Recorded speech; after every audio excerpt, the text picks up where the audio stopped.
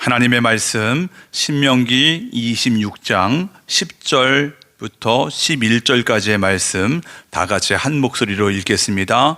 여호와여, 이제 내가 주께서 내게 주신 토지소산의 만물을 가져왔나이다 하고 너는 그것을 내 하나님 여호와 앞에 두고 내 하나님 여호와 앞에 경배할 것이며 내 하나님 여호와께서 너와 내 집에 주신 모든 복으로 말미암아 너는 레위인과 너희 가운데에 거류하는 객과 함께 즐거워할지니라. 아멘. 추수감사절입니다. 저는 이 감사절을 지낼 때마다 여러분과 저에게, 우리에게 진지하게 꼭 물어보고 싶은 질문이 있습니다. 속으로 한번 진지하게 대답해 보세요. 정말 감사하신가요? 진짜 감사하세요? 얼마나 감사하세요? 네, 저는 정말 감사드려요. 올해를 돌아보면요, 하나님께서 저에게 얼마나 많은 삶의 열매를 주셨는지 몰라요. 그동안에 많이 힘들었거든요. 제 삶 통틀어서 이렇게 그 모든 저의 애씀, 저의 수고가 올해 한 번에 다 응답된 것 같아요. 열매들이 주렁주렁 많이 맺혔습니다. 저는 정말 하나님께 감사드립니다. 이렇게 말씀하시는 분도 계실 거예요. 반면에 저는 올해 많이 힘들었습니다. 하는 일마다 꼬이고요, 막히고 참 속상할 때가 많았습니다. 감사요? 그래, 맞아요. 모든 것이 하나님의 은혜라고 하니까 감사해야 하는데 솔직한 저의 마음은 그렇게 많이 동하지 않은 것 같습니다. 그래요. 이런 마음 충분히 이해할 수 있습니다. 사람이 살려고 몸부림치다 보면 몸과 마음이 지칠 때가 있습니다. 그때는요, 아무런 생각이 없어요. 감사, 그냥 남의 얘기 같은 거죠. 예전에 제가 직장 생활하면서 20대였던 것 같아요. 생활에 찌든다는 게 뭔지 절실하게 깨달은 적이 있습니다. 그 당시에 한 30분 정도를 출퇴근하고 또 이따금씩 자주 잠깐씩 외근하는 경우가 있었습니다. 그러던 어느 날 그렇게 익숙한 길로 운전을 하면서 가다가 길 옆에 놓인 그 가로수를 보고 제가 깜짝 놀랐습니다. 단풍이 너무 짙게 잘 들어있는 거예요. 알록달록, 형형색색, 어찌 그렇게 이 단풍이 아름답게 펼쳐 있었는지 몰라요. 아름답게 잘 익었더라고요. 고개를 들고 또 옆에 먼 산을 보니까요, 이야, 산 전체가 울긋불긋한 물감을 탁 칠해놓은 것처럼 얼마나 화려했는지 몰라요. 그 뒤에 보니까 맑고 깨끗한 하늘색이 쫙 있고 그 위에 병풍처럼 이 단풍이 쫙 들이오고 있으니까 한 폭의 그림 같았습니다. 제가 그것을 보는 순간 너무도 깜짝 놀랐습니다. 매일 지나던 길인데 처음 봤거든요. 한 번도 못 봤거든요. 순간 너무 서글픈 거예요. 뭐가 바쁘다고 내 삶에 여유 없이 이렇게 인생을 살아간단 말인가. 그래요. 우리가 인생을 살다 보면 그만큼 먹고 사는 문제가 보통 일이 아니다는 것을 깨닫게 됩니다. 직장에서, 사업장에서 내 온 몸을, 온 마음을 쏟다 보면 진액이 빠지는 거예요. 감사? 맞아요. 감사해야 되는 것도 알겠는데 그냥 남의 얘기 같은 거죠. 오늘 추수감사절이라고 하는데 1년의 은혜를 감사하는 날이라고 하는데 곰곰이 내 마음을, 내 상황을 비추어 보면 100% 온전한 감사가 되지 않는 그런 연약함이 내 안에 있지 않을까, 그 생각을 해보게 됩니다. 혹여나 이 말에 동의하신다면 그분들 힘내시기를 바랍니다. 여러분의 삶을 응원합니다. 우리 주님께서 여러분의 삶, 여러분의 마음을 더욱더 만져주시고 역사해 주시고 인도해 주시길 기도합니다. 여러분, 그러나 우리가 아무리 내 삶이 여유롭지 못하다고 해서, 내 삶이 팍팍하다고 해서 내가 누군지, 어떤 존재인지 이 정체성을 잊으면 안 됩니다. 여러분, 내가 누굽니까? 우리는 누굽니까? 어떤 존재입니까? 하나님의 형상대로 창조된 사람이래요. 예수님의 십자가의 은혜로 말미암아 구원받은 하나님의 자녀라는 거예요. 그렇죠? 나는 사람이에요. 하나님의 자녀입니다. 우리가 하나님의 자녀로 이 땅을 살아나가고 있습니다. 우리 진정으로 고백해 볼까요? 우리 두 손을 가슴에 손을 얹고 진심으로 고백했으면 좋겠습니다. 나는 하나님의 자녀입니다. 나는 하나님의 자녀입니다. 나는 하나님의 자녀입니다. 아멘. 맞아요. 예수님이 당신의 피를 주고 나를 사셨으니 우리는 주님 거예요. 내가 주님의 자녀라고 하는, 내가 주님의 소유라고 하는 이 정체성을 잊어버리면 위험합니다. 왜냐하면 제대로 된 인생을 살기 어려워요. 인생이 헷갈리기 시작합니다. 갈팡질팡할 수밖에 없습니다. 이 정체성이 분명해야 우리가 인생을 제대로 살아갈 수 있는데요, 이 정체성 안에 인생의 의미가 무엇인지, 왜 살아야 하는지, 무엇으로 인생을 살아야 하는지 그 의미가 다 담겨 있기 때문입니다. 여러분 한번 생각해 볼까요? 나는 하나님의 자녀, 하나님의 소유다. 여러분, 이 땅에서, 이 세상에서 가장 소중한 것은 생명이라고 말할 수 있습니다. 목숨이에요. 예수님이 당신의 그 생명을 내놓으시고 우리를 사셨다는 거예요. 예수님이 죄인인 우리, 이 죄값을 대신 치르시기 위해서 십자가에 달려 죽으셨다는 거예요. 이것을 우리가 구속이라고 하잖아요. 구속. 너무 많이 들어서 흔하지요? 별 감흥이 없죠? 근데 이 구속이라고 하는 이 말을 곰곰이 곱씹어 보면 여러분, 이렇게 불공정한 거래가 없습니다. 어찌 예수님의 생명과 우리의 생명, 하나님이라고 하는 가치, 우리라고 하는 가치가 똑같을 수 있겠습니까? 이건 너무 말도 안 되는 거예요. 똑똑한 사람이라면, 아니, 정상적인 생각을 하고 있는 사람이라면 도저히 거래할 수 없습니다. 보세요. 어떻게 이렇게 믿지고 장사할 수 있겠습니까? 믿지고 거래할 수 있겠습니까? 이렇게 거래한다면 그 사람은 바보예요. 망하는 길입니다. 그럼에도 불구하고 우리 주님은 그렇게 하셨다는 거예요. 왜요? 이유는 딱 하나, 하나님이 우리를 사랑하시기 때문이라는 거예요. 그 이유 때문에 말도 안 되는, 너무도 불공정한 거래를 할 수밖에 없었다라는 거예요. 보세요. 우리가 이 하나님의 사랑, 우리를 향한 하나님의 은혜, 하나님의 사랑을 깨닫고 알기 위해서 얼마나 애썼습니까? 성경을 얼마나 많이 읽었고 말씀을 얼마나 많이 들었습니까? 기도를 얼마나 많이 했습니까? 도대체 얼마나 많은 책들을 통해서 하나님의 그 사랑을 이해하려고 노력했습니까?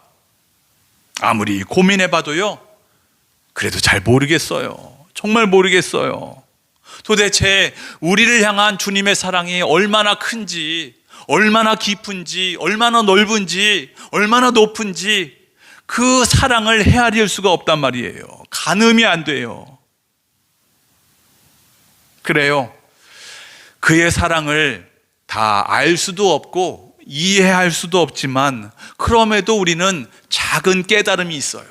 아, 하나님이 나를 이렇게 사랑하시는구나. 그 깨달음이 있고요. 아, 하나님이 나를 이렇게 불쌍히 여기셔 라고 하는 그 체험이 있습니다. 그 느낀 것이 있어요. 하나님의 사랑에 비하면 우리가 깨닫고 느끼고 체험한 것이 그렇게 작을지언정, 여러분, 그럼에도 불구하고 그 사랑이 얼마나 우리에게 어마어마한지 몰라요. 주체할 수 없는 사랑입니다. 어느 찬양 가사처럼 그 사랑 얼마나 아름다운지, 그 사랑이 얼마나 나를 부욕해 하는지, 그 사랑이 얼마나 나를 귀하게 복되게 여기는지, 그 사랑이 얼마나 크고 놀라운지, 그 사랑이 얼마나 나를 감격하게 하는지 모른다고 고백하잖아요. 맞아요. 그러니 우리가 어찌 이 주님의 사랑을 잊을 수 있겠습니까? 만약에 잊는다면 그것은 배은망덕입니다. 배은망덕이에요. 도저히 있을 수 없는 일인 거예요. 우리 주님도 이 부분을 분명히 말씀해 주셨어요. 그래서 혹여나 우리가 주님의 사랑, 주님의 은혜, 주님의 존재를 잊어버릴까 봐 여러 가지 방법을 이미 마련해 주셨어요. 어떤 것이 있을까요? 가장 먼저 하나님의 말씀이 있겠죠. 율법. 그 자체가 하나님을 잊지 않는 거니까 너희들 많은 사람들이 모인 곳에서 이 율법을 낭독해라, 이 율법을 가르쳐라 라고 우리에게 말씀해 주셨어요. 뿐만 아니에요.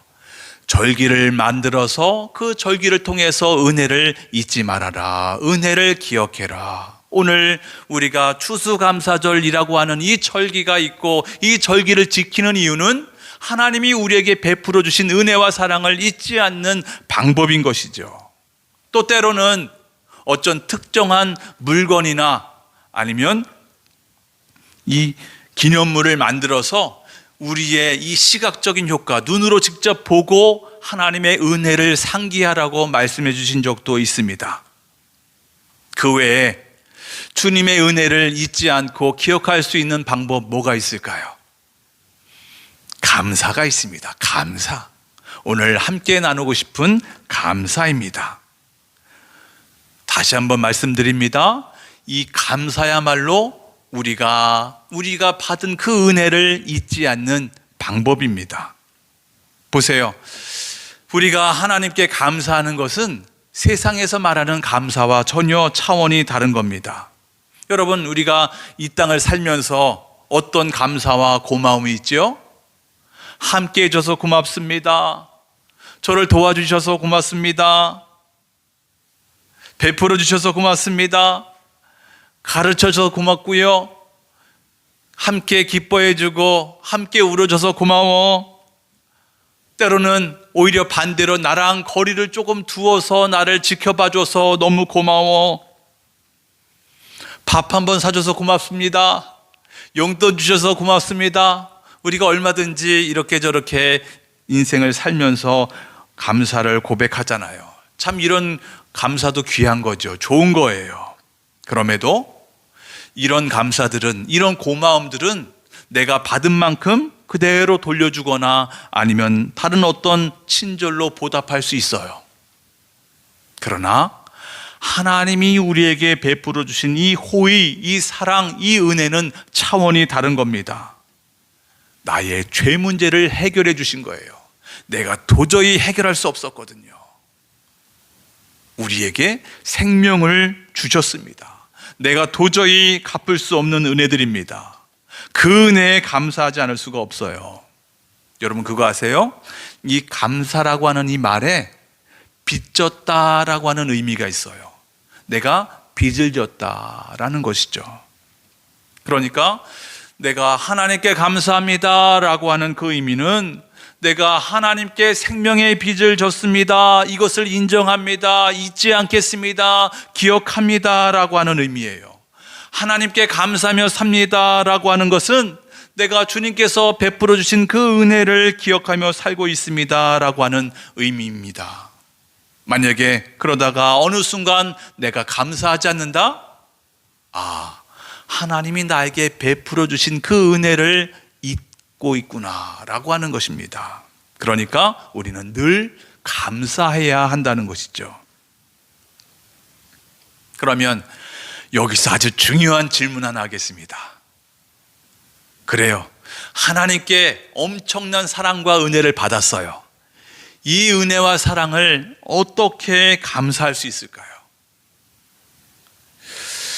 혹여나 하나님께서 원하시는 감사의 방법이 있을까요? 예, 감사하게도 그렇게 주님이 말씀해 주셨습니다. 너희들 어떻게 하나님께 감사할 수 있을까? 세 가지로 말씀하고 있는데, 첫 번째는 하나님께 나아오라. 하나님께 나아오라. 너 정말 하나님께 감사하고 싶어?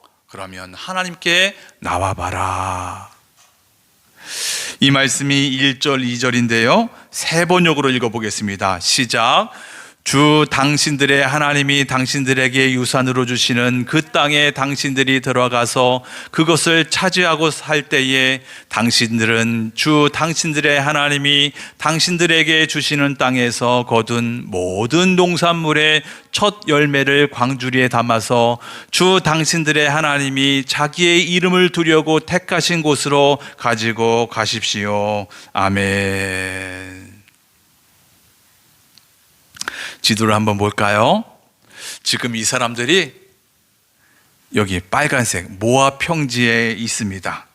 이제 여기서 요단 강만 건너면 바로 가나안 땅입니다. 여러분, 이 가나안 땅은 일반적인 땅, 평범한 땅이 아닙니다. 하나님이 오래전부터 이 아브라함의 후손에게 내가 너희들에게 이 가나안 땅을 줄 거야 라고 약속해 주신 약속의 땅입니다. 이 약속이 아브라함과 약속해 주신 지 약 650년, 700년이 지난 시점입니다. 여러분, 이 땅을 실제로 이 이스라엘 백성들이 얻기까지 얼마나 힘겨운 길을 걸어왔습니까? 아브라함부터 시작된 200여 년 동안의 족장 생활이 있었어요. 또 야곱 일행을 통하여서 애굽에 들어가서 430년을 사는 동안 종살이를 했습니다.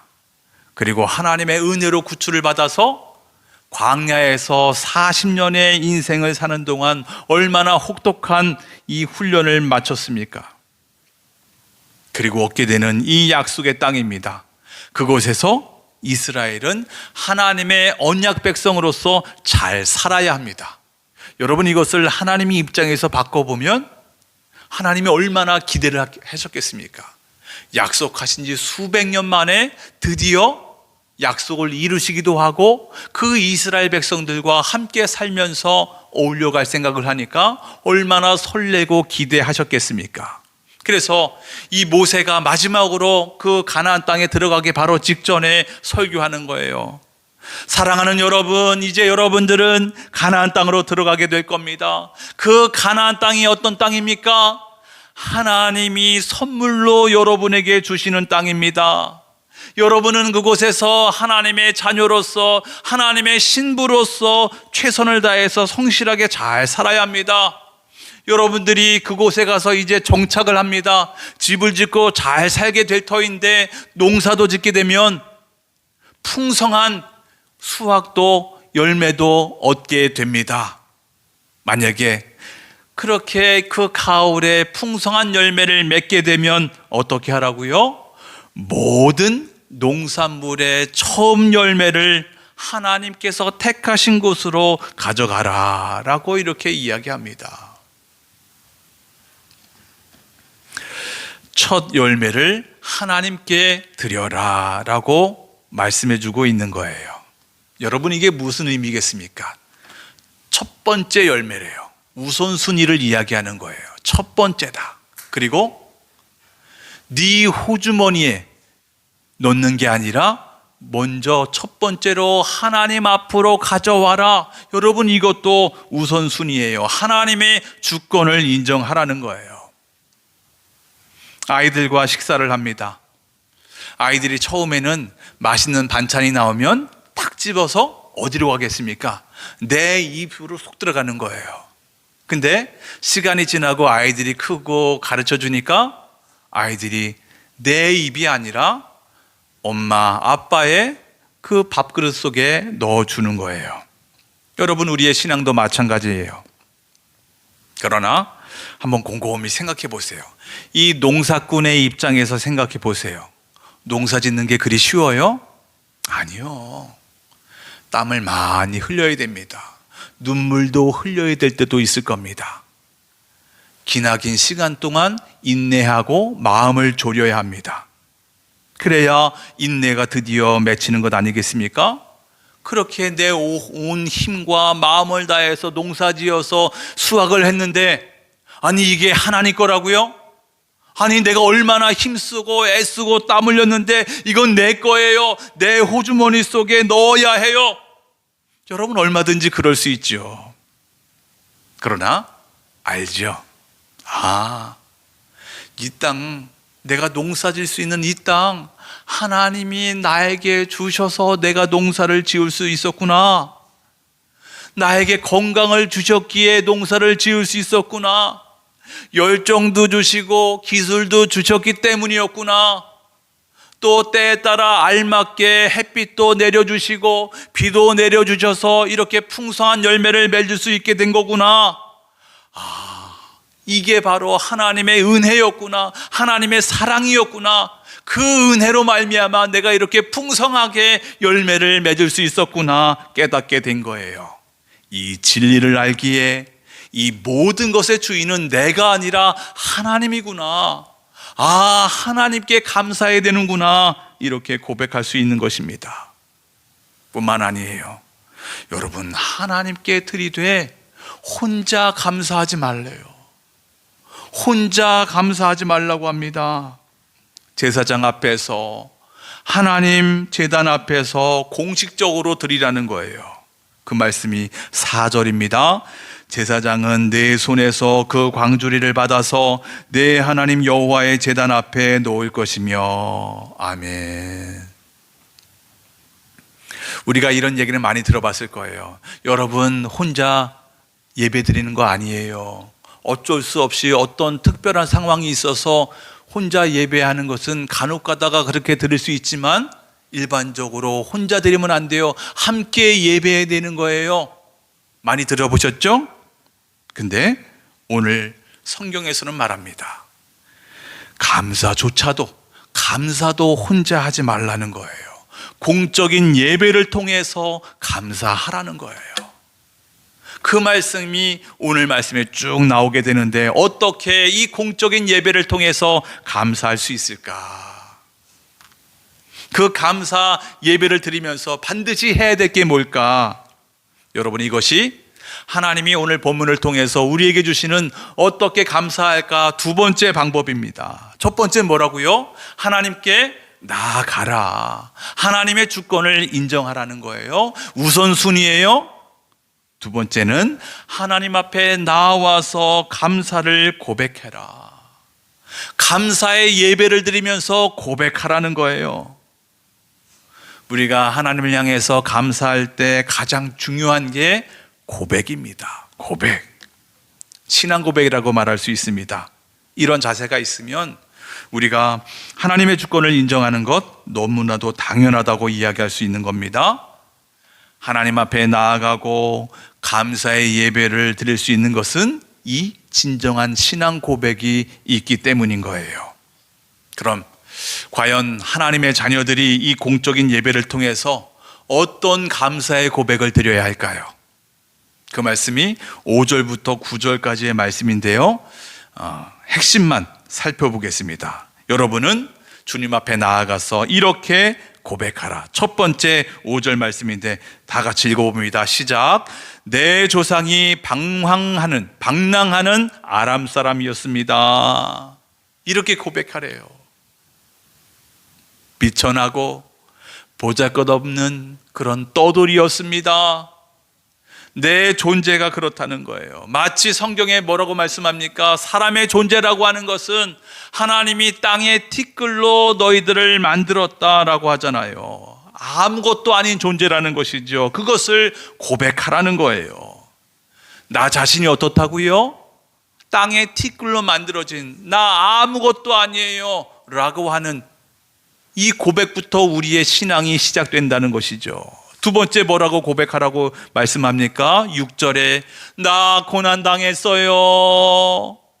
우리가 아는 것처럼 이스라엘 사람들은 애굽에서 종살이하면서 많은 학대를 받았어요. 괴롭힘을 당했습니다. 중노동에 시달렸습니다. 여러분, 이것이 무엇을 말하는 겁니까? 내 존재 자체도 이렇게 비참한 인생인데 인생 자체도 소망 없는 인생이라고 하는 거예요. 내 출신이 그래요. 내 삶이 그렇게 절망할 수밖에 없는 인생이라는 것이죠. 그래서 세 번째 우리는 이렇게 고백하지 않을 수 없습니다. 하나님이 구원해 주셨습니다. 7, 8절에 말씀합니다. 그래요. 우리의 출신이, 우리의 존재 자체가 그렇게 비참해요. 아무것도 아닌 존재인데도 우리의 삶을 보면 전혀 소망이 없어요. 아무것도 아닌 그 인생 가운데 오직 하나님의 강한 능력으로 말미암아, 하나님의 힘으로 말미암아 우리를 구원해 주셨다는 거예요. 하나님이 우리를 구원해 주셔서 하나님의 자녀 삼아 주신 것만 해도 감사한데 이것이 끝이 아닙니다. 마지막 9절에 네 번째 이렇게 고백하라는 거예요. 젖과 꿀이 흐르는 가나안 땅을 우리에게 주셨습니다. 드디어 약속의 땅에 이르렀다는 거예요. 보세요. 이 모든 과정에 우리 인간의 노력이라는 것은 있을 수가 없는 거예요. 오직 하나님의 신실하신 사랑이에요. 하나님의 그 언약의 성취라고 이야기할 수 있는 겁니다. 바로 이것이 이스라엘이 하나님 앞에 나와서 감사로 고백해야 하는 내용인 거예요. 우리가 추수감사절을 맞이해서 무엇보다 하나님께 진정으로 감사해야 될 것은, 주님 이렇게 농사 잘 짓게 해주셔서 감사합니다, 풍성한 열매를 주셔서 감사합니다, 아니라는 거예요. 하나님 성공하게 해주셔서 감사합니다, 합격하게 해주시고 많은 것을 벌게 해주시고 평안하게 해주시고 평탄케 해주셔서 감사합니다. 여러분, 그것도 감사 제목이지만 이것보다 먼저 되어야 될 것이 있다는 거예요. 비천했던 나 자신, 아무것도 아닌 나를 주님께서 건져주셔서 감사합니다. 소망 없는 인생을 건져주셔서 감사합니다. 구원해 주셔서 감사합니다. 하나님의 약속을 이루어 주신 그 은혜에 진정 감사합니다. 하나님 또한 뿐만 아니라 영원한 하나님의 나라까지 나를 역사하시고 인도하실 그 하나님을 찬양합니다. 경배합니다. 감사합니다. 보세요. 이 구속사적인 감사예요. 우리의 시작부터 저 끝까지 영원토록 그 모든 과정 속에서 하나님께서 베푸신 그 은혜와 사랑에 대해서 감사하라는 겁니다. 우리로 말하면 죄인이어서 절망할 수밖에 없고 절대 생명이 없는 처절한 그 인생 속에 예수의 십자가의 보혈의 은혜로 말미암아 우리를 살려주시고 또 죄 문제를 해결해 주셔서 하나님의 자녀가 되게 하는 그 특권을 우리에게 주시고 하나님의 자녀로 살아갈 수 있도록 매일매일 순간순간마다 날마다 은혜와 사랑을 베풀어 주신 그 은혜에 감사하는 것, 이것이야말로 우리가 드려야 할 가장 크고 본질적인 감사라고 하는 거예요. 우리의 눈앞에 보이는 축복 이전에 나 같은 죄인 살리신 그 은혜를 기억할 때 우리의 감사는 더욱더 깊어집니다. 흔들리지 않게 되는 겁니다. 보세요. 하나님께 대한 감사는 여기서 그치지 않습니다. 마지막 한 걸음 더 나아가야 한다고 말씀합니다. 과연 세 번째, 어떻게 감사할 수 있을까요? 함께 즐거워하라. 진정한 감사는 하나님께 드리고 고백하는 것으로 끝나지 않는 거구나. 이웃과 함께 즐거워하며 나눔으로 완성이 되는 것이구나. 함께 즐거워하는 것이구나.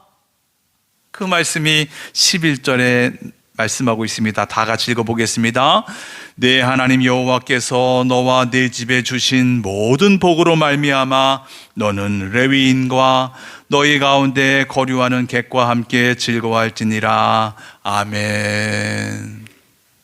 감사는 이렇게 하나님과의 수직적인 관계에서 시작됩니다. 이웃과의 수평적인 나눔으로 완성되어야 한다고 말씀합니다. 잘 보세요. 하나님이 우리에게 주신 복은 혼자 누리라는 게 아니에요. 독점하라고 주신 게 아니라는 것입니다. 이웃과 함께 나눠라, 나누면서 즐거워하라, 이웃에게 흘려보내라고 우리에게 주신 거라는 거예요. 특히 누구와 함께 하라고요? 누구와 함께 즐거워하라고요? 레위인. 레위인이 누굽니까? 분깃이 없는, 상속받지 않은 성직자를 이야기하는 거예요. 또한 부류가 있죠. 객, 나그네, 사회적인 약자를 이야기합니다. 내가 돈이 많아요? 여러분 부자예요? 소외된 이웃과 함께하라고 말씀합니다. 내가 너를 부자가 되게 한 것은 그 어렵고 힘들고 아파하는 사람과 함께 나누게 하기 위해서 내가 준 거다라는 것이죠. 여러분, 우리는 지금 대한민국 속에서 살고 있습니다. 여러분, 지난 한 주간 동안 에이펙 그리고 여러 정상회담 보셨지요? 그 외교라는 것이 무엇입니까? 철저하게 자국 중심주의예요. 자국 중심주의요. 겉으로는 웃고 악수하고 사진 찍고 하지만 그 모든 과정이 내 나라, 내 민족을 위해서인 거예요. 남들보다는 내가 더 먼저 잘 살아야 되겠다는 거예요. 그래서 악수하고 선물 주고 함께하는 것 아니겠습니까? 그런 우리는 자본주의에 살고 있습니다. 여러분, 자본주의 좋은 거죠. 그러나 이 자본주의의 가장 큰 약점이 하나 있잖아요. 뭐지요? 빈부격차, 부익부, 빈익빈. 여러분, 이 문제를, 이 빈부격차를 가장 잘 극복할 수 있는 방법이 뭡니까? 혁명하면 되는 거예요? 강제로 뺏으면 되는 거예요? 아니죠. 정부가 세금을 걷어들여서 사각지대에 놓인 그 어렵고 힘들고 아파하는 사람들을 위해서 복지정책을 많이 하면 되는 거예요? 좋을 수 있죠. 좋은 방법이긴 하죠. 그러나 근본적인 방법이 있어요. 어떤 방법이겠습니까? 바로 오늘 성경에서 말씀하고 있는, 너 부자냐? 너 돈이 많냐? 네가 자발적으로 나눠라. 자발적으로 나눠서 함께 누리고 함께 즐거워하라 라고 성경에서 말씀하고 있습니다. 여러분, 이런 사회 분위기가 된다면 너도 나도 부자가 되고 싶지 않겠습니까? 아, 나도 부자가 되어서 많은 어려운 이웃들을 위해서 난 살고 싶어, 섬기고 싶어, 나누고 싶어. 그런 주님께서 기뻐하시는 마음을 가질 수 있지 않겠습니까? 오히려 세상은 더 움켜쥐려고 하고 남들을 더 쥐어짜서 어떻게 하면 나한테 더 이득이 될 수 있을까 혈안이 되다 보니까 자꾸 이 세상이 갈등과 불신의 세상이 되는 것 아니겠습니까? 여러분, 부자예요? 돈이 많아요? 오늘 말씀대로 하나님께 많이 감사하시길 바랍니다. 소외되고 아파하는 이웃들을 위해서 많이 섬기시기를 바랍니다. 많이 나누십시오. 혹여나 나는 부자가 아니어서 나눌 수가 없어요. 나는 해당되는 말씀이 아니네요. 아니죠. 그렇지 않죠. 하나님은 각 사람에게 주신 은혜가 분명히 있습니다. 내가 다른 건 못해도 잘 들어줄 수 있어요? 공감해 줄 수 있어요? 여러분, 이 세상 가운데 내가 말하고 싶고 나의 말을 들어줄 사람들이 얼마나 필요한 세상입니까? 그런 세상인데 내가 누구보다 말을 잘 들어줄 수 있어요? 여러분, 그거는 하나님께서 여러분에게 주신 은혜예요. 재능이에요. 이처럼 여러분 한 사람 한 사람에게 하나님이 허락하여 주신 은혜들이 있을 겁니다. 그것 가지고 나누면 되는 거예요. 주님의 사랑을 품고 주님의 은혜를 품고 내가 나에게 주신 그 은혜를 통해서 내가 누군가에게 그 사랑과 은혜를 나눈다면 그곳에는 하나님이 임재하실 겁니다. 하나님이 역사하실 겁니다. 하나님의 기쁨이 충만하게 될 것입니다. 오늘 이 추수감사주의를 드리면서 어떻게 감사해야 될까? 먼저 내 받은 사랑과 은혜를 가지고 하나님 앞에 나아가십시오. 우선순위를 하나님께 드리십시오. 그리고 고백하십시오. 주님, 감사합니다. 나 이거밖에 안 돼요. 주님의 은혜로 구원받았고 주님의 은혜로 하루하루 살아갑니다. 오늘도 내일도 여전히 하나님께서 나에게 은혜와 사랑을 베풀어 주셔야 그것을 받고 누리고 나누며 살아갈 수 있습니다. 이 고백이 여러분과 저의 진정한 고백 되길 원합니다. 나에게 하나님께서 허락하여 주신 그 은혜가 무엇인지 곰곰이 생각해 보시기를 바랍니다. 나는 과연 내 이웃들과 무엇을 나눌 수 있을까? 나에게 주신 은혜가 무엇일까 생각해 보시기를 바랍니다. 내 삶은 퍽퍽하다고 생각될 수 있어요. 그럼에도 이 추수감사절기를 맞이하면서 그래, 나는 하나님의 자녀로서 나에게 주신 은혜가 있지, 함께 나누리라. 그러므로 여러분과 저의 그 작은 섬김의 실천이 이 세상을 조금이라도 따뜻하게 하는 그런 놀라운 하나님의 역사들이 나타날 수 있게 하는 복의 통로가 되길 주의 이름으로 축복합니다.